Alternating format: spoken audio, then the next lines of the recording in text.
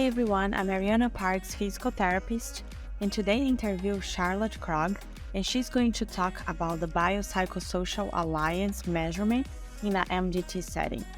Charlotte is a PT with almost 30 years of experience, McKenzie Diploma, and faculty with the Danish branch. In 2015, she completed her master's in positive psychology. And in our discussion today, you are going to learn about the Biopsychosocial Alliance measurement on patients by formative assessment, which is a way to combine pain and function with well-being and alliance. And you're going to learn how to use these measurements to adjust your treatment plan, especially when the patient is not progressing as expected or not getting better. So if you feel this information is valuable, please consider subscribing to our channel, clicking on the bell so you don't miss anything, give us a thumbs up, and share with other clinicians you feel might benefit from this conversation. I hope you enjoy the show. PT Pro Talk podcast is only possible with the support of the forward-looking and innovative companies like Fitter First, your first choice for the best Canadian-made rehab and fitness products since 1985.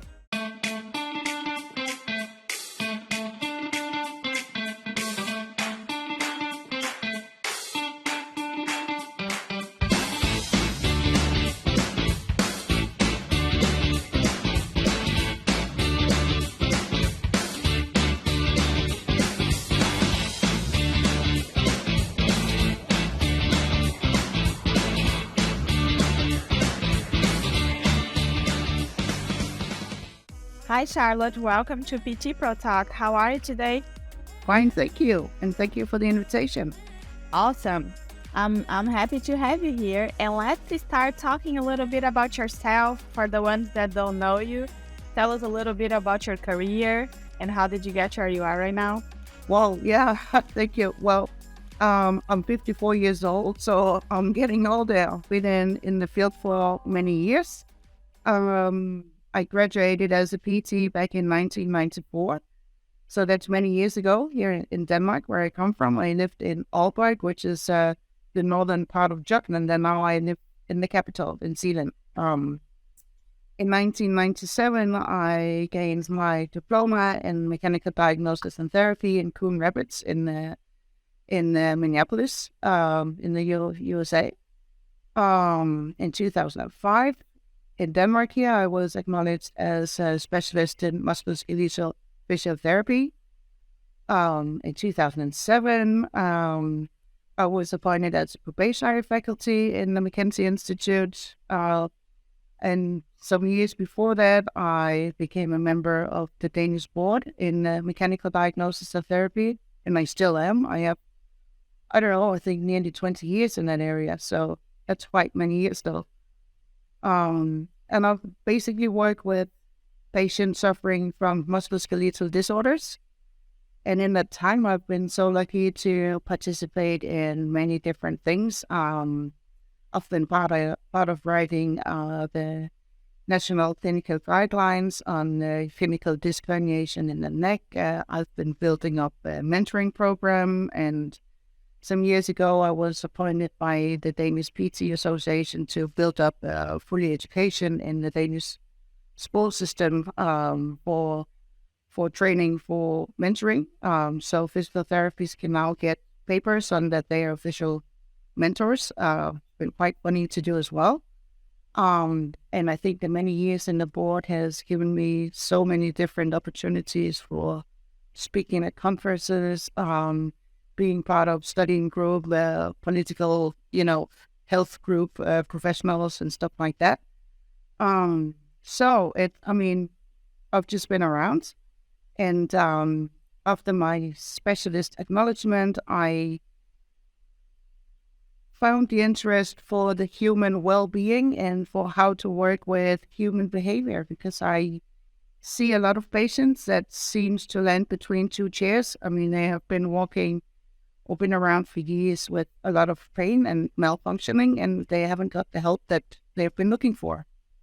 And in that time, I came across a lot of patients where by your mechanical diagnosis and therapy, you're able to label the patients and set up a program for them to work with. But it wasn't always that easy to make the person take ownership and find the resources to work with. So that's why I started looking into psychology to get more knowledge about human behavior and how can we deal with that when people seems to have lost hope. So that's my background. That's awesome. And you went to the diploma quite quick, like after you graduated. So 3 years later. Yeah, I graduated in January 94 and I got my diploma in December 97. So yeah, I work with the founder of the McKenzie Institute in Denmark, Uffe Lindstrøm. He passed away not that far ago, but I worked in his clinic and in his practice, so I saw a lot of patients with him as well. So I had good training from the beginning. Yeah. That's awesome. That's awesome. And I think that it's interesting to talk about the psychology because we know that there are a lot of patients that we can resolve them quickly with McKenzie. And then the ones that we can't, it's really hard to deal with them. And the psychology impacts a lot on the treatment, and sometimes you don't know what to do. So that's going to be interesting. That's what I want to ask you about. So I know you did your master's, right, in positive psychology about the Biopsychosocial Alliance measurement on patients by formative assessment. So what all of that means, just tell us a little bit about that and what do you measure? How do you measure? Just give us an overview. Yeah, I'll try to do it. Well, the positive psychology is the part of psychology that studies human behavior, and it looks into the person's health and development based on a lot of empiric research. So it's basically the well-being of human people. And I think that is the reason, or that is the need that I had. I don't have to be a clinical psychologist that looks more into what is wrong with you and how do we deal with that. I need to look into how do we build up resources? How do we build up well-being? How do we get people to take ownership on the situations that they have landed in or put themselves in somehow? And how do we regain hope and trust and integrity and autonomy? So this is the part that positive psychology is all about, the study in human well-being. So doing my master's in psychology, I got through a lot of very interesting areas and looking into the field of research of musculoskeletal disorders. You had a lot of things pointing out that, pain and malfunctioning can have many bases. It doesn't have to be biomechanically all the time. It can be, and it can be, mixed between other issues. Also an issue like patient-therapist alliance, which since 2010 has been looked more into in the musculoskeletal research as well. And also things like self-efficacy, able to help yourself, self-management strategies, etc. How do you behave if you get set up? Do you just give up or do you try to really struggle with it? So a lot of things comes back to human behavior. So I was looking for some tools to measure alliance and well-being and other issues, like we measure pain and like we measure functioning, like patients' specific functional scores. And I couldn't really find anything. And then one of my teachers introduced me to feedback-informed treatment by some psychologists from Chicago. And I was looking into it, and it comes out with the ORS, the outcome rating scale, and the session rating scales, which are 4 questions, testing or searching for the person's well-being. And the well-being scales on 4 questions only has been tested towards the OQ45, which is 45 questionnaires, and the Depression Anxiety Stress Scale. So, those many questions are not feasible in a daily practice, but 4 questions are. And the same with alliance questionnaires, which has been built up towards the what's it called? The Working Alliance inventory, I think it's called, with 21 questionnaires, and these session rating scales only builds up on 4 questions. So I use that in the daily practice with my patients, as well as I use a pain measurement, and I use their patient-specific functional scores measurement, and I use some questions regarding self-efficacy and self-management strategies. And I built that into my history with patients and testing the patients, so it just becomes part of the clinical practice. And then we review them together, the patient and I, to see how the scores look like. Okay, very interesting. I spent years in trying to work with this, and I educated myself with Scott D. Miller, who was one of the psychologist researcher in this. Been speaking on their international conferences as well, how we can use their psychological measurement in another field area, not being a psychologist or psychiatrist. And I think it's very developmental to use that. And if I look back and look at the way that I assess patients today compared with what I did 10 years ago, I think I have changed my strategy somehow. I think I spend more time with my patients. First time I see a patient, I have at least an hour.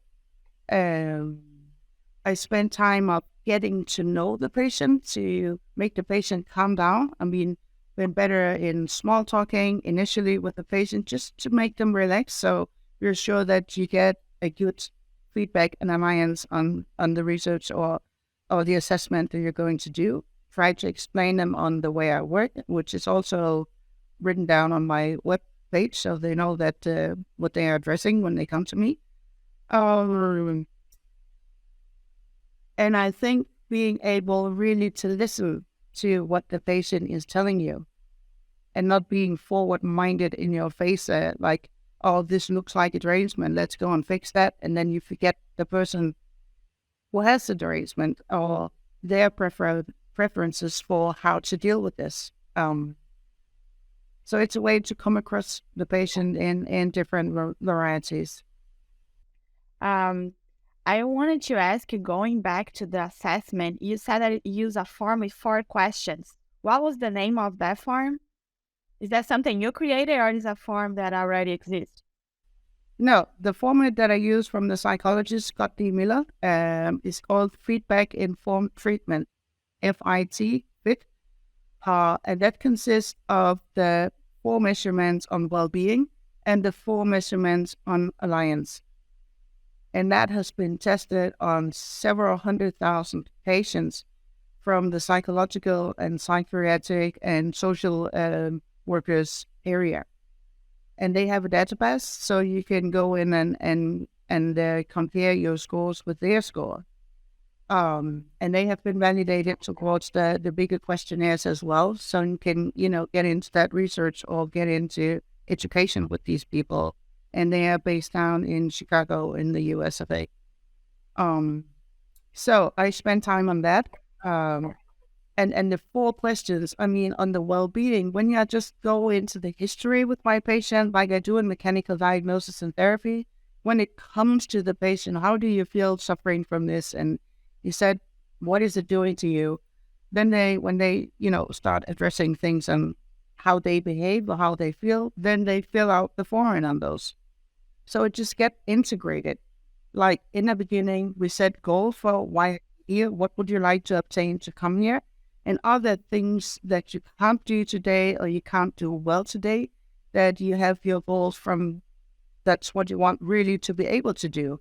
So we put those measurements down just as a part of, ordinary talking and assessment. So it's not, some schedules that you give and, oh, now you have to do this and you have to do that. It just gets integrated in your talk with the patients when you come to the area. And if other PTs like that idea of using this form, they can find that? Is that available for everybody, or is part of something else that you have to be part of to get access to the form? Yeah, you can read them. You can download them on Scott D. Miller's webpage, the Center for Clinical Excellence.com. And you can join courses with those guys as well. Yeah, so it's out there. and you can use them for free. And do you have other forms that you use to measure that, or that's the main one? No, these are the two forms on well-being and on alliance. Then I have a form that measure goals and pain and functional scores. And then I have some questionnaires about self-management and how the patient reacts to how they deal with setbacks, sort of fear avoidance questions, also 4 questions based on that, questions that my former colleague and I made together, developed together when we saw patients. So we cover, a lot of things around the patients. And when I've finished with the patients, we're done for today, then they fill out the alliance questionnaires. And those could be really interesting because a lot of people, or the criticism I can say on using alliance questionnaires is that a lot of people don't want to put you down. They don't want to, write bad things about you or bad alliance, because I think a lot of patients will feel like if I do that, if I'm not satisfied, that may hit me in a bad way if I'm honest about that.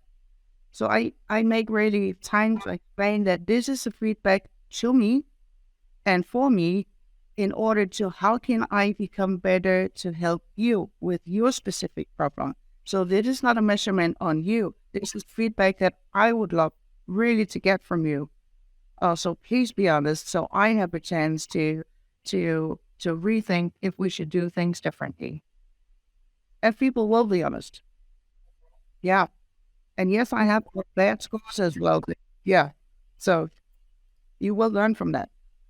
And if people like this idea of like your style and trying to use something similar, do you have any recommendations that they can go to and look for like similar forms, or have an idea of like how you do those things?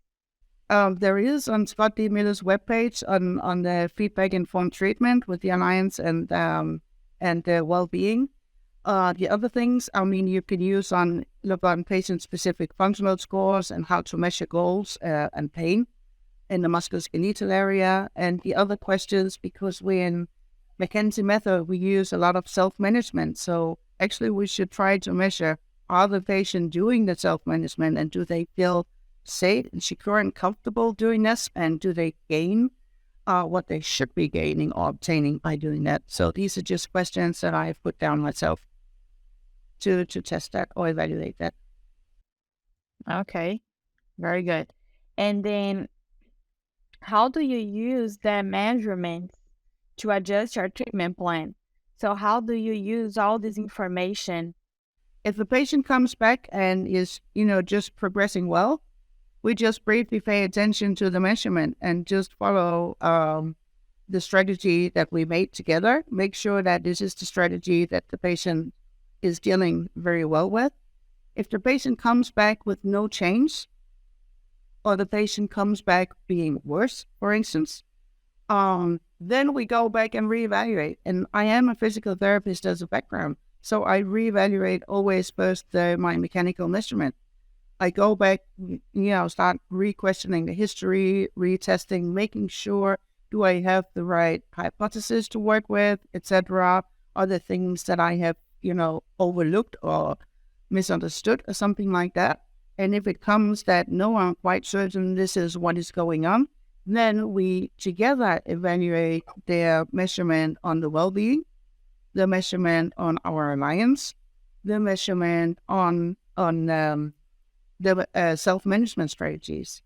And there is, if you work, for instance, with the well-being and the positive psychology in that, there is a cutoff score. You have 4 questions on a 10-centimeter scale, means that you can get a maximum of 40 points, 10 points for each question, okay? And research shows that an average person with a well-being level scores 25 or above.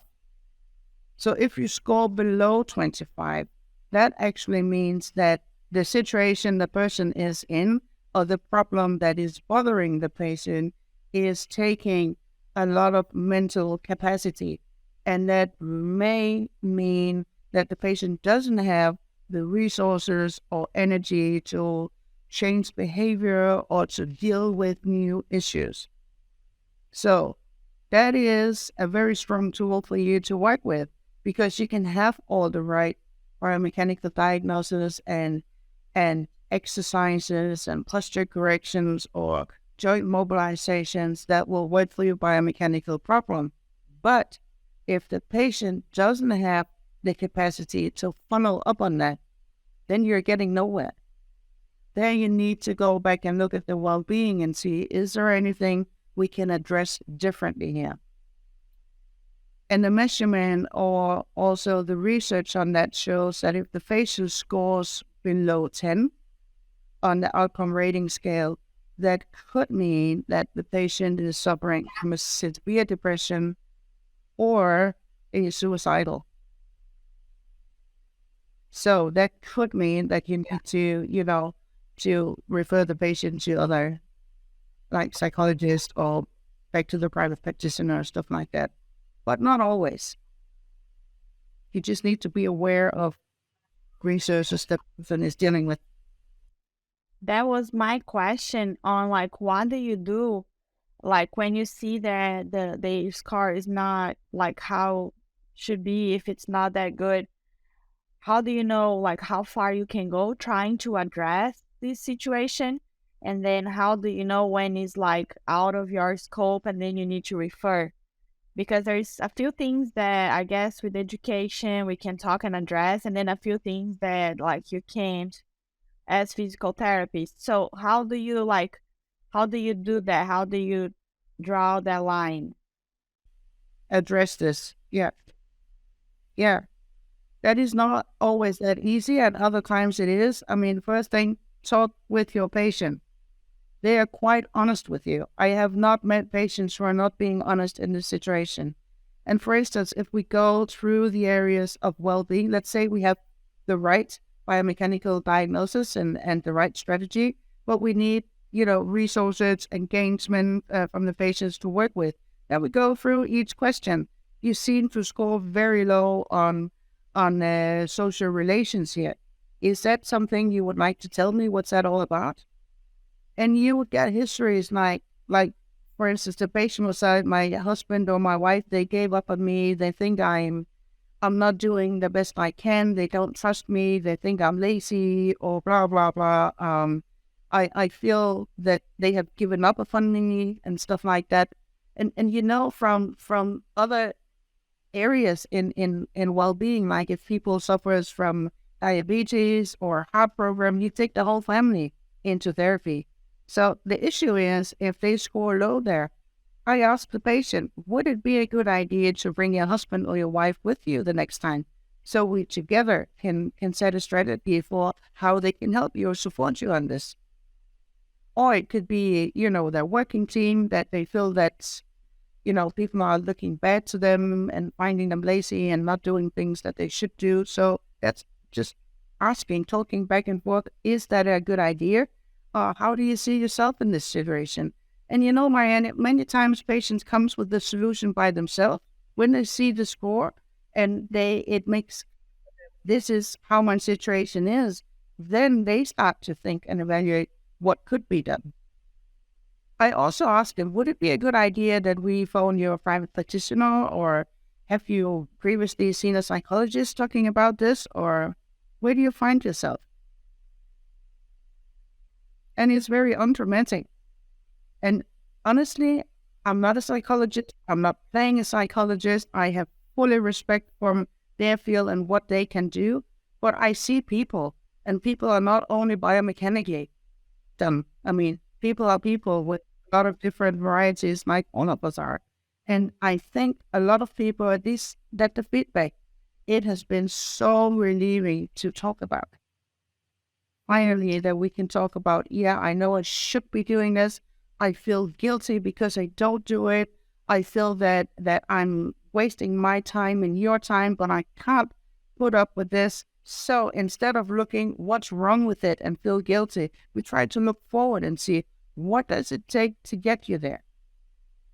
Where can you see yourself? Where can you start working with this? And can we do that together? And then a lot of patients really takes action by themselves, because they come back and then find them when they score the measurement again, they are eager to see, now did I change anything? And then they grow. That's awesome. And I think you are starting the conversation because you can identify.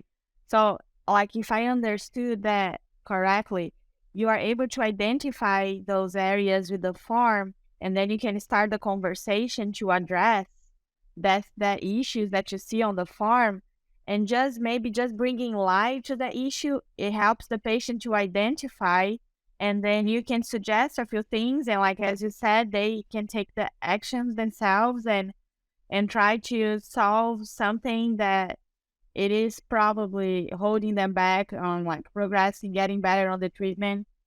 And it's just, I guess, another way of identifying and helping them overcome whatever it's happening with them, being the first one to talk about.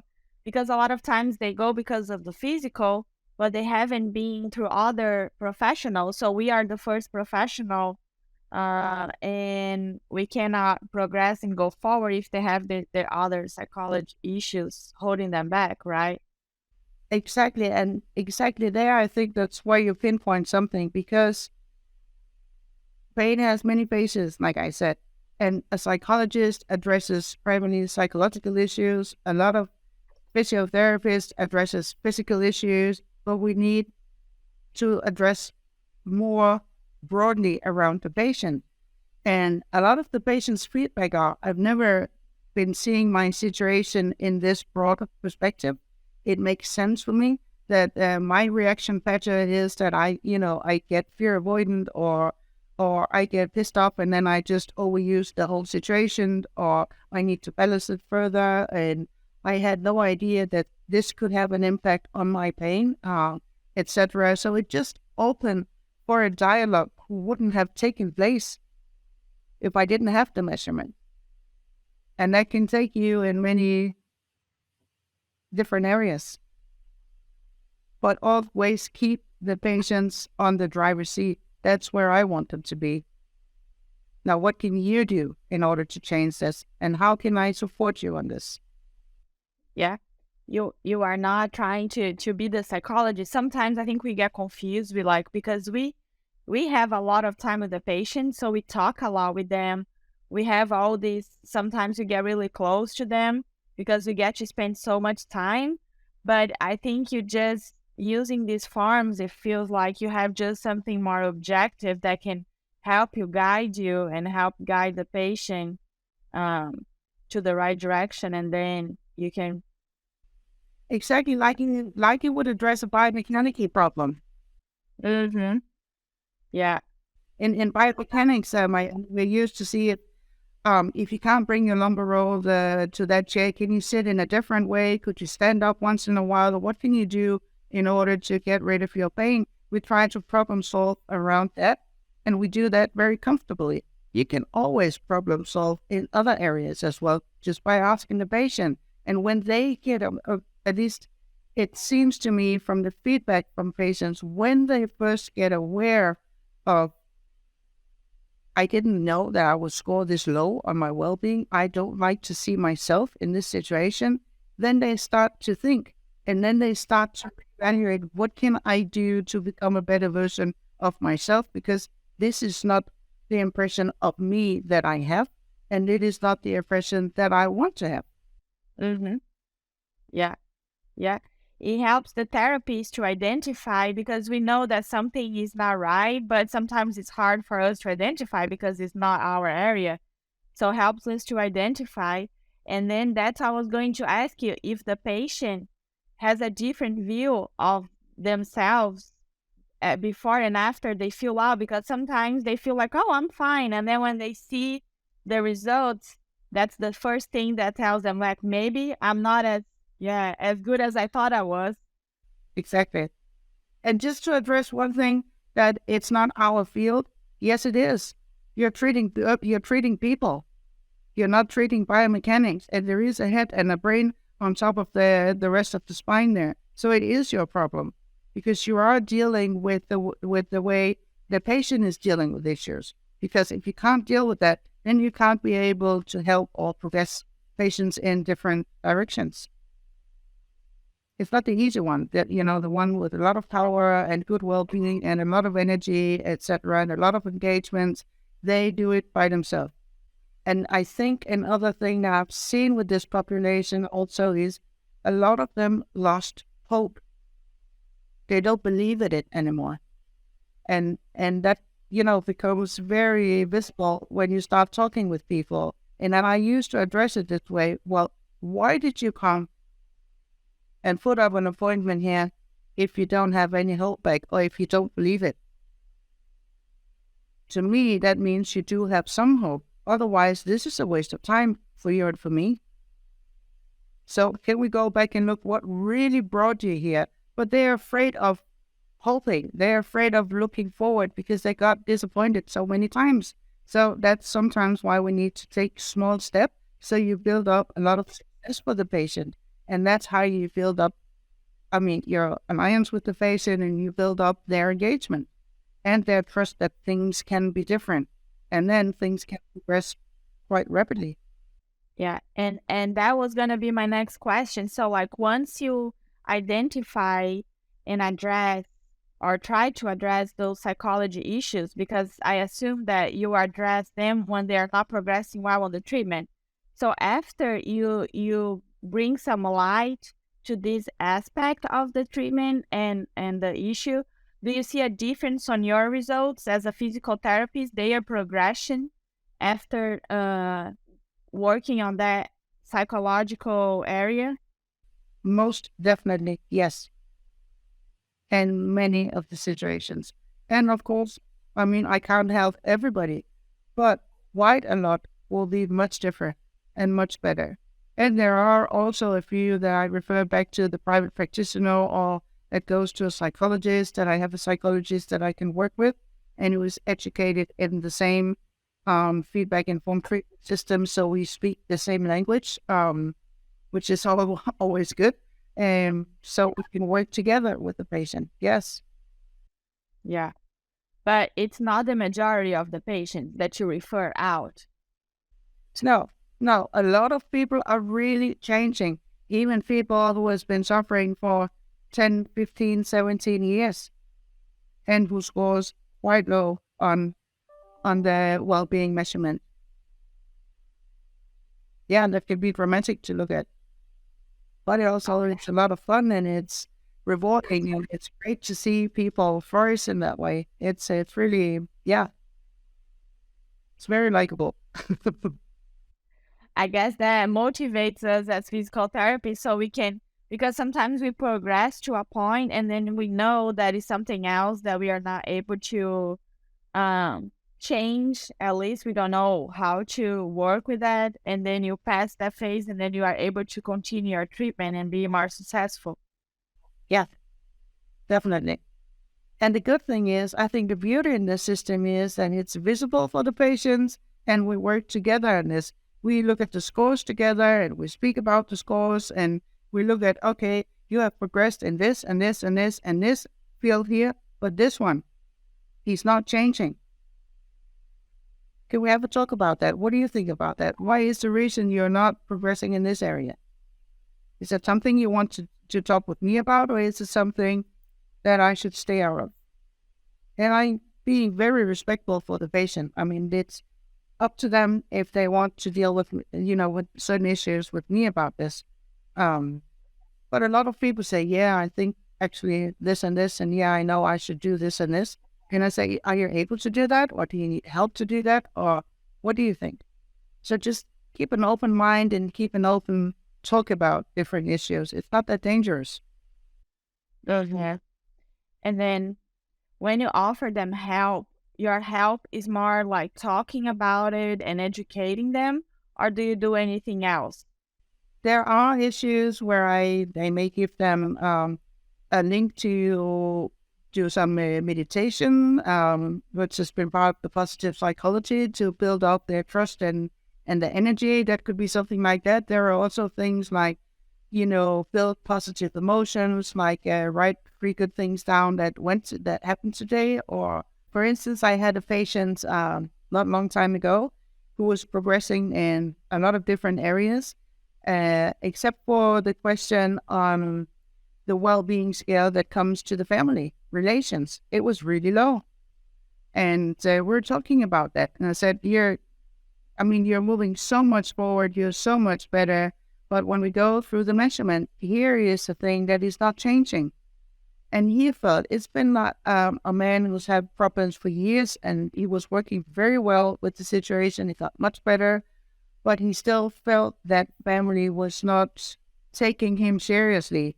They thought for years he was just being lazy and not, wanted to do things and stuff like that. So we're talking about, in a positive psychological matter, how can you build up that relation again? Because he was really sad about this. So being a part of the family, you can, for instance, there is a thing where you can write 3 good things down that happened for you today in order to build up positive emotions. You can do that within your family. So I asked him, can you ask your family if you could do that? And they accepted and agreed. So they do now every evening around the dinner table. They take turns and mention 3 good things that happened for them today. And they also say why that is a good thing, the thing that they mention. And for him, for instance, he would, thank you for helping me with this. I really appreciate this. And it makes that I feel valuable again. I'm trying to, change different things. And in a few weeks, he was so happy, it seems so unreal that such a small thing can make a world, to difference. But in a few weeks, things were just, again, in this area, progressing so much. So there are small issues that you quite easily can access and change if you want to do it. And again, you take ownership on doing it. It's just like you in biomechanical ways, you support people, like you give them a lumbar roll or you give them problem solutions to different things that they can, manage. So it's the same thing. Yeah. Yeah. How important it is to just start a conversation, have people talking about it and identifying the positive and how much that can make such a big difference. And we are just being the facilitator of that moment that can change, a lot of things. Very cool. Um, and I remember you mentioned something about meditating as well. So sometimes you recommend the patients to do some meditation, write down some things that are grateful for. Is that right? Yeah. There are, again, in positive psychology, some psychologists who build up some meditation tools where you can listen to self-love or building up your self-esteem, and you just sit nice and quiet for yourself for 10 minutes, 12 minutes, and just listening. And again, that has shown in research project, people doing that would be more calm. They would calm down their nervous system. They would build up positive emotions. So for some people who feels into that, I suggest, would you want me to send you a link to this and have a look at it? If that could work for you, you can test them. Then you go into different tools that I, on a daily basis, don't use, something called positivity and negativity ratio. You can test them there, and if that look in a certain way, then it makes sense to give them those tools. So there are a lot of different measurements that I can use, but don't use in a daily practice. And if the therapists are interested in learning more about that topic, where they can find more information on that? Is there any resource of information, any website, any books, papers, anything that you go to in particular? For now, to keep educating myself, or is that what you're talking about? Or yeah, it could be the resource of information that you like to go to, your favorite ones, and the basic ones. So for example, you mentioned Scott Miller, right? So I assume you get a lot of things from his website. So do you have any other recommendations? Yeah, I follow his blogs. Then I follow also positivepsychology.org. I follow their blog as well, as I follow the research in musculoskeletal therapy and try to get, keep me oriented in that as well. Yeah, those are the 3 brief areas that I used to look at for me and then also conferences, try to see what's new, what's happening in there. He's one of my previous teachers who is amazing in many ways and just, keep bringing things up. So I follow his blog. He's all over the place, so he's a good web person to follow to with new information. Yeah. I have some blogs that keep me posted on here's a new research article or here's new interesting things that we saw and then I go through that. Yeah. Okay, very good. And what would be a good advice that you to clinicians that are starting their careers? Because I remember you said that 10 years ago you do things very differently. So what would be your advice to yourself when you start your career? I think don't push things. Keep an open mind when you come into a room with a patient. Try to understand, and I mean really understand the patient and their history and where they come from. Don't be judgmental on anything of that.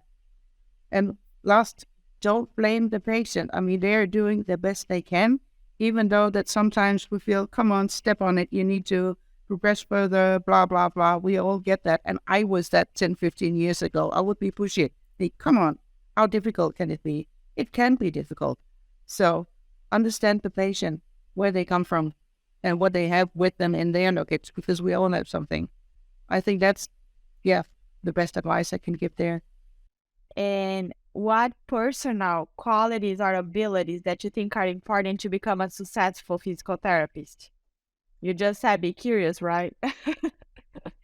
You have to be curious and open-minded. I think your ability to listen. I think there's a reason for you have 2 ears and 1 mouth. I mean, you listen more than you speak when you see patients. That could be a good thing. And also your knowledge.